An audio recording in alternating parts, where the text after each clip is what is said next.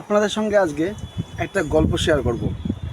বর্তমান বাজার পরিস্থিতি হিসাবে গল্পটা অনেকের সঙ্গে মিলে যাবে। মানে যারা অল্পতে অনেক বড়লোক হতে চাইছেন, অল্প টাকা দিয়ে বেশি টাকা পেতে চাইছেন, তাদের সঙ্গে হয়তো মিলে যাবে।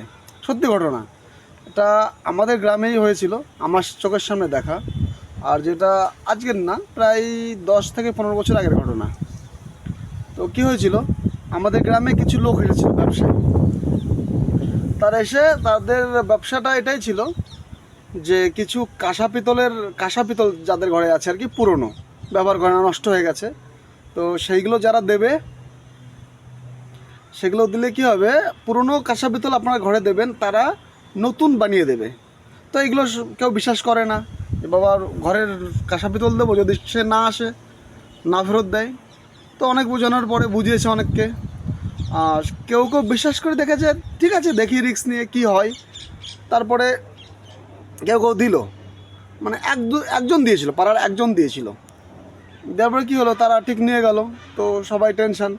আর সে তো যারটা গেছে সে আরও বেশি টেনশান যে কি হয়। তো 15-20 দিন পরে এসে সে সত্যি পুরনো কাঁসা পিতল নিয়ে গেছিলো, সেই জিনিসগুলোই নতুন করে দিয়ে গেছে, একদম নতুন, একই ওজনের। বা বিশ্বাসটা পেরে গেল। তা তার এটা দেখে পাড়ায় আরও 3-4 জন আবার দিল। দেওয়ার পরে কী হলো, সেই 3-4 জনেরও নিয়ে গেল, 20-25 দিন পরে তাদেরও নতুন কাঁসা পিতলের ফেরত দিল। তারপরে বিশ্বাসটা বেড়ে গেল গ্রামের লোকের। তারপরে কি করলো, গ্রামের 15-16 জন দিল, তাদেরও ফেরত দিল, তাদের কাঁসা পিতলও ঠিক নতুন বানিয়ে দিল। বাহ, হেভি সিস্টেম। তারপরে কি হলো, গ্রামের মোটামুটি 30-40 জন ঘরে যা কাঁসা পিতল, আবার গ্রামের যার ঘরে যা ছিল কাঁসা পিতল, মানে নিজের পর অন্য আত্মীয় স্বজনের বাড়ির থেকেও নিয়ে চলে আসলো, তাদের সবাই দিয়ে দিল। মানে বিশ্বাস অর্জন করে গেছে, 4-5 বার নিয়েছে, আবার ফেরত দিয়েছে।